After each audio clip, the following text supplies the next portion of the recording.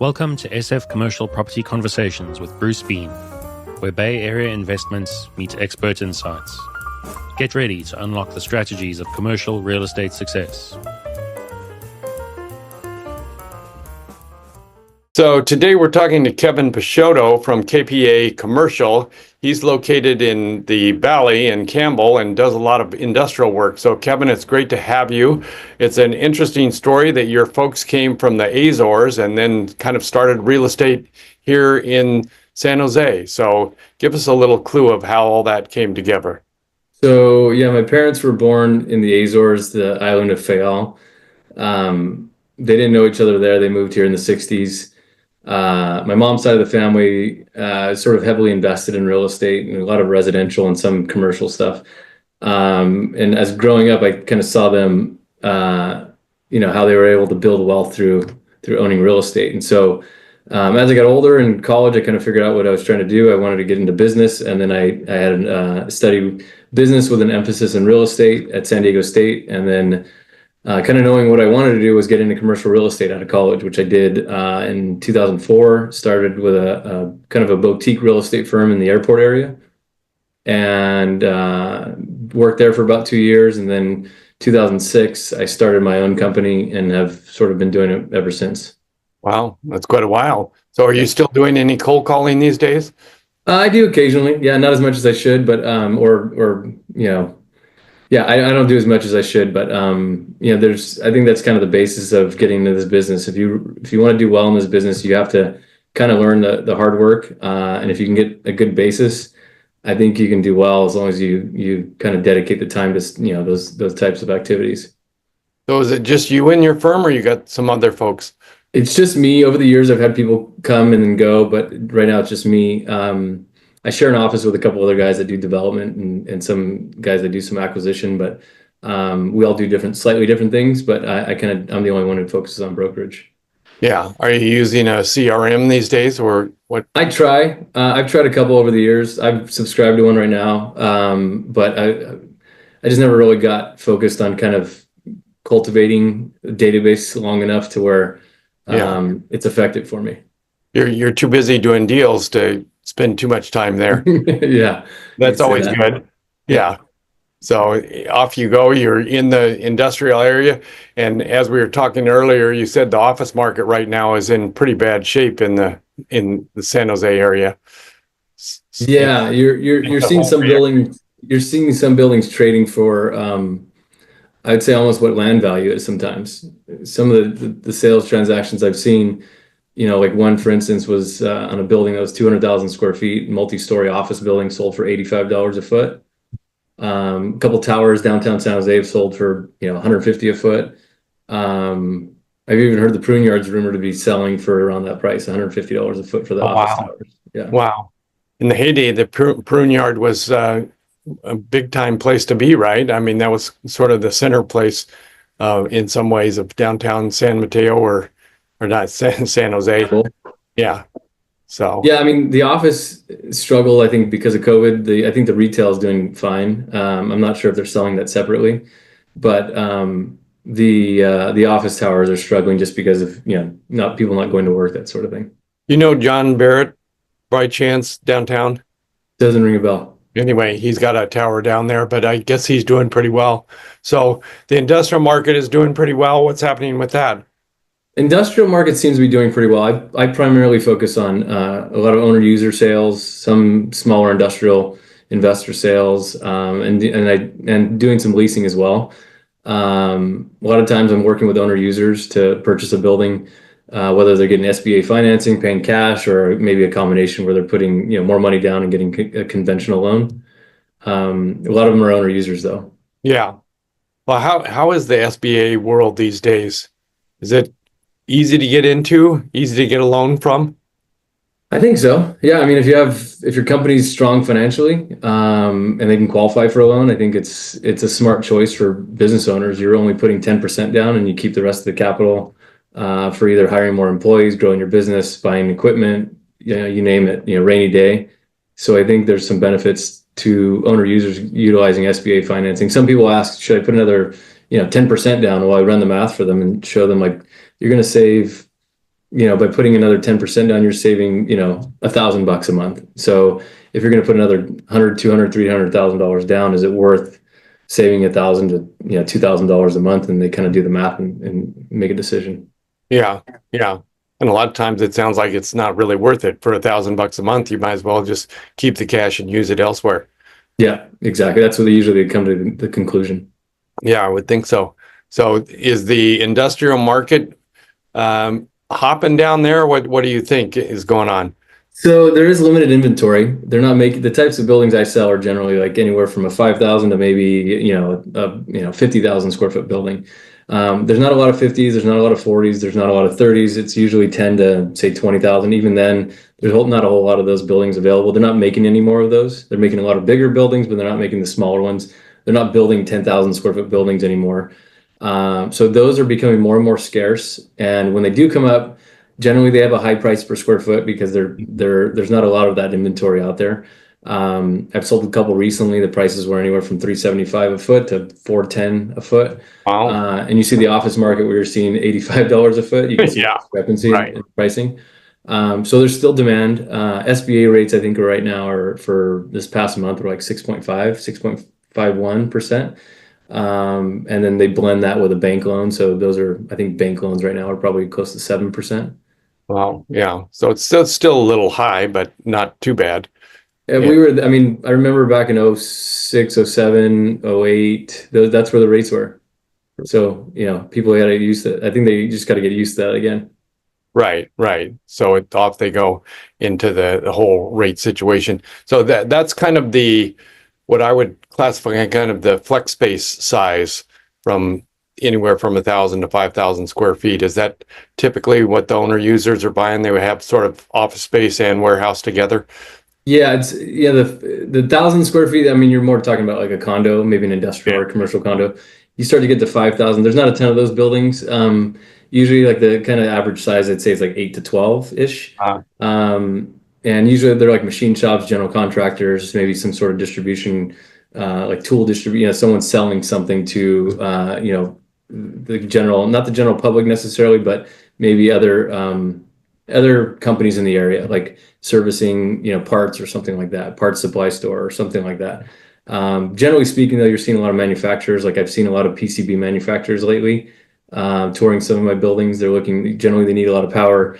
And these smaller buildings don't tend to have that much power. Usually a building's going to have like 200, maybe 600 amps. Sometimes they're over improved. They have 800 amps. And then every once in a while you see something that's like maybe 2,000 amps, and that's sort of an anomaly. But going back to it's just scarcity. There's not that much inventory, and so that's sort of driving the prices up. So how many amps does one of these users typically need? It depends. I find that a lot of people estimate they need a lot more. And then I try to sometimes, without sort of second guessing them, I ask them, are you turning all the equipment on at the same time, or is this kind of what you think you draw on a normal basis as you're operating? And so a lot of times they think about it and they realize, yeah, not everyone's sitting at a machine and turning them on at the same time. That's when you see a spike in the amperage. So most of the people, they'll back off of those estimates. Once they get an electrician involved or maybe an engineer that they're working with, they can understand what their actual requirements are. Yeah, they think they've got all this usage, particularly like a machine shop or something like that. They think they need a lot of power, but maybe not all the time. Yeah, yeah. Unfortunately, those people are probably missing out on buildings just because they truly don't understand what the requirement is. Yeah, I mean, there are certain electrical engineers that can come in and do sort of a load analysis and figure out how much they really need. Because as you say, you think you might need 800 amps or something, but really you're maybe closer to 400 on a day-to-day basis. So those are difficult to calculate. And of course, if you're in the middle of a machining operation, you don't want your breaker to go off, I'm sure. So right. It's I just sold a building in Santa Clara recently. It was a machine shop. There was 400 amps. This gentleman was running, I want to say 12 to 15 machines, and he never had any issues with his electrical panel. And he was always the one kind of telling me, he's like, these guys think they need so much. They don't really need that much. Right, right. So yeah, and he's done it based on his experience with 400 amps. So yeah.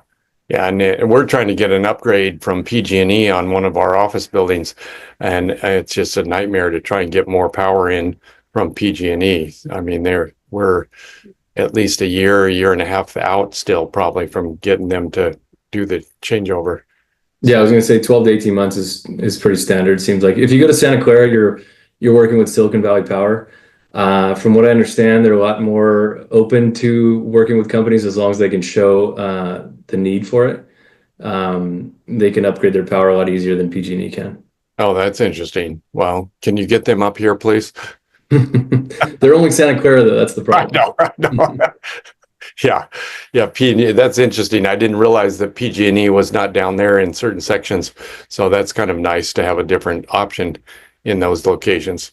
So that's all good. So, so I assume most of these owner users are kind of smaller businesses, maybe mom and pop type shops, and they're buying what, $1 to $2 to $3 million price range. It varies. I mean, some could be mom and pop, some own multiple buildings, some are larger corporations. I've sold some that are subsidiaries of some international company. I've sold buildings to those folks. I've sold buildings to local users, some are regional users. But they range. Like $1 million was probably the case several years ago. If you're buying, let's say, a 10,000 square foot building, you're probably looking at 3.5 to maybe 4 million. Yeah. And then as you scale up from there, you're obviously your price is going up.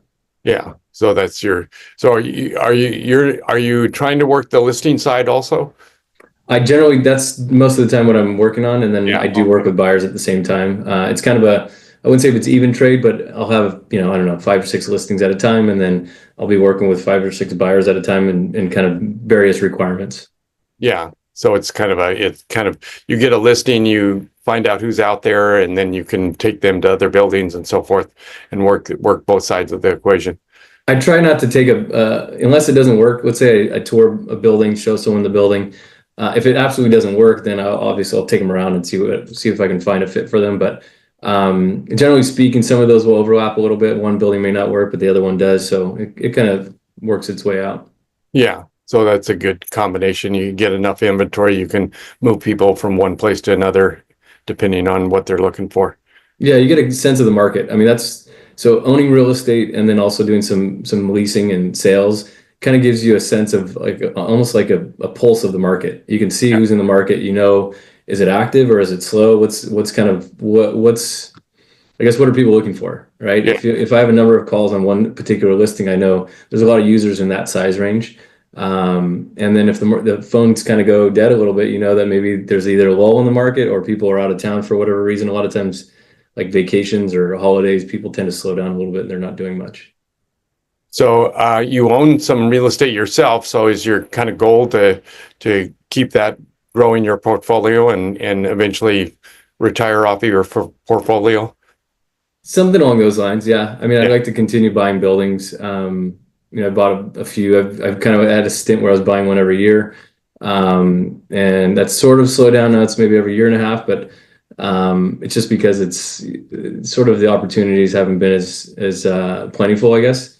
But when I see something I think is a good value, I'll either partner up with someone or I'll buy it myself.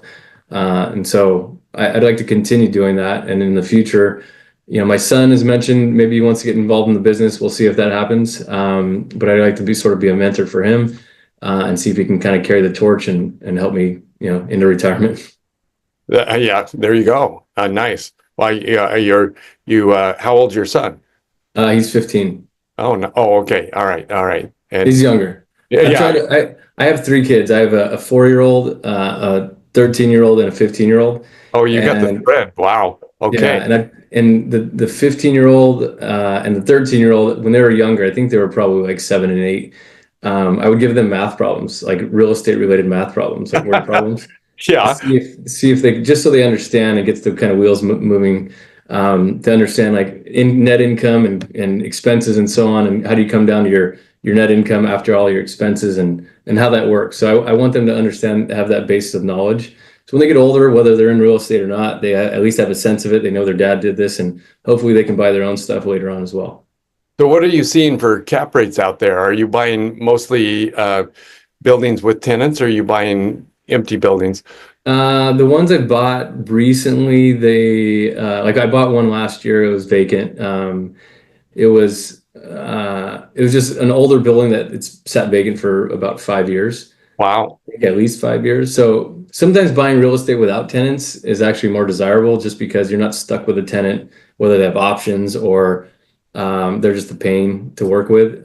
So it varies. I'll buy stuff with tenants and some without.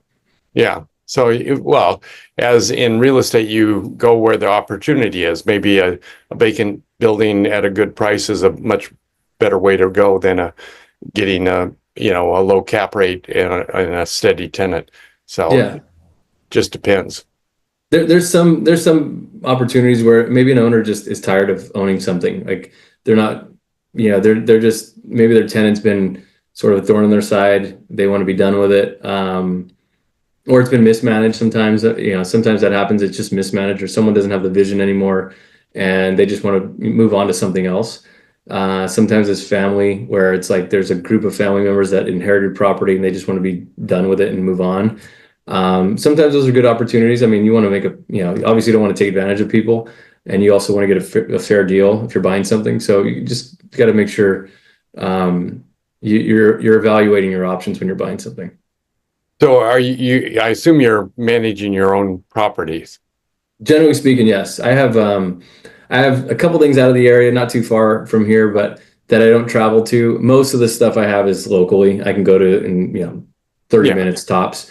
And so the stuff that's a little further out, I might have someone on site that's kind of keeping an eye on the place. So they call me if there's some maintenance issues, and I generally have kind of a Rolodex, if you will. It's like I know a guy for this, I know a guy for that. If I need a plumbing repair, electrical repair, or something, I can call them and they can take care of it. And I try to make sure I don't, get people that will take advantage of me. Yeah. So as long as I can find those valuable sort of vendors, if you will, I tend to take care of them and make sure I keep them busy, if you will. Yeah, exactly. Are you using any kind of property management software? I use a couple, like one in particular I use. It's for more so for rent collection. It's just easier for me to track. It'll send me a notification when they pay. It's just sometimes onboarding some tenants can be problematic. Some people aren't as tech savvy as others. So I try to tell them, it's called Inago, INNAGO.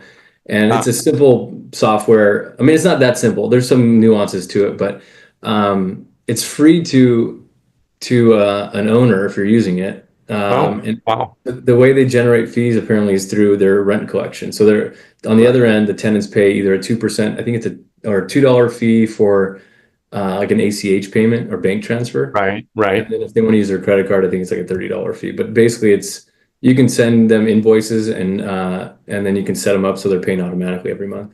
Well, that sounds cool. I don't think I've heard of that one. So that sounds very easy in that it doesn't cost the owner much of anything. It sounds like. Yeah, it doesn't really cost you anything. Yeah, that's fantastic. So what do you think the future looks like? What's your crystal ball saying? Well, I tend, so on my phone I track stocks just for fun mainly, and at the top of my stocks I have the 10-year Treasury, and the 10-year Treasury is used to price out commercial real estate loans, generally speaking. Not always, but usually the 10-year Treasury, maybe the 20-year Treasury. And I kind of, what a bank will do is they'll take that 10-year Treasury or the 20-year Treasury and will add a margin to it. So they'll add, that's their index, and they add a 2 to maybe 2.5, maybe 3% to that index, the 10-year Treasury, and they'll price out your loan that way. So I can get a sense of where the interest rates are going, if they're going up or down, and I can kind of give my clients advice like, hey, the 10-year Treasury is trending this way or that way. Here's what I think your rate's going to be based on the 10-year Treasury, and I can always reference that, and I tell them to look at it so they can know where rates are going. Most of the time, banks are probably going to be in that 2.5 over the 10-year Treasury, and so I can easily reference that versus calling a banker and say, where's your pricing? If I know more or less the average of the margin, I can tell them, and sort of, instead of having to call and wait for someone to get back to me, I already know. Right. You can look at that right away and kind of see. Well, I think the blip in the interest rate market was that everybody was expecting interest rates to come down, and in some ways the interest rates went up. And so I think that's probably based on the 10-year treasury. Well, the interest rate, the Fed rate doesn't necessarily transpire into commercial real estate rates, Right. or mortgage rates. Mortgage rates, I'm not like residential mortgage rates. What I mean, I'm not 100. I don't follow that market, so I don't know it quite well. But I don't think it's tied. It's not tied to the Fed rate, and it's not tied to a treasury. So there's a different sort of, I guess, formula to figure out what your interest rates are for residential mortgages. Yeah. No. But I think my opinion is that upward pressure on the 10-year treasury is going to cause downward pressure on values. And that's going to be, obviously you're seeing, office buildings, they're having a hard time filling them. So you can't go refinance an office building. You're going to have to go sell it for a discount or give it back to a bank or something else. Industrial buildings, as long as there's demand and there's jobs, you're going to see the market I work in. You'll see there's demand for the buildings. And if a building sits too long, owner has to come to the realization that maybe the price is too high. And what I try to do sometimes, especially in this interest rate environment, I'll try to explain to my clients, if they're trying to sell a building, here's what, if I was to buy your building today and at today's rates, here's what the mortgage payment looks like. And then here's what I can go rent a building for. Right. So if you see a large discrepancy in that, I think there's an imbalance in where you're priced at, where the interest rates are versus what the lease market might be. So it sounds like, from, if I'm guessing correctly, right now, owners are motivated to try and buy buildings rather than lease them if they can afford to do that. Yeah, generally speaking, there's always a trend. I noticed when like a larger project sells, or like a multi-tenant type building sells, people are either trying to get out of the building for a couple of reasons. One, the owner needs the new owner wants to occupy the space, or two, if it's a large institutional buyer in a larger building, generally speaking, their operating expenses are going up because of property taxes. A new value will then trigger new property taxes. And so I've seen that a lot of times where a building will basically become vacant or half vacant because their property taxes went up. And so then they're thinking in their mind, I'm going to go buy a building. So sometimes people get a little motivated that way. And sometimes it cools off when they realize I don't have a lot of other options, or it's too expensive to go buy my own building. Right. So they'll keep paying rent and hopefully keep their expenses down that way. Yeah, a lot of times. But buying a building doesn't always guarantee that you're going to get appreciation. So, and I think a lot of people, unsophisticated buyers, will think, oh, I should go buy a building because it's going to be cheaper for me. But the maintenance and the ongoing expenses can be equally troublesome. It can be. I think there's some risk there. If you're buying your own building, there's obviously unknown expenses. I think the overall benefit, if you're planning on being there 15, 20 years or at least 10 years, I think there's overall benefit for owners to own their own building. They're controlling their operating costs. They don't have a landlord coming to them and saying, hey, now your rent is going to be X. You know what it's going to be going forward. And then you're getting principal reduction in your loan. You're getting depreciation. And that can be significant in certain circumstances. Like for real estate professionals, there's depreciation, which we can actually carry over to other income. If you're not a real estate professional, it's a little different, but owning your own building, I think controls your destiny a little bit. And then, for people that maybe own one building, there's sort of a nest egg. When they retire, they can sell the building, or they can rent it back to maybe someone who buys their business, or they have a place for their kids to continue running the business in the building. Okay, so audience members, if you're looking for an industrial building, Kevin, where do they find you? My website or email, but my website's kpacommercial.com. Email is kevin@kpacommercial.com.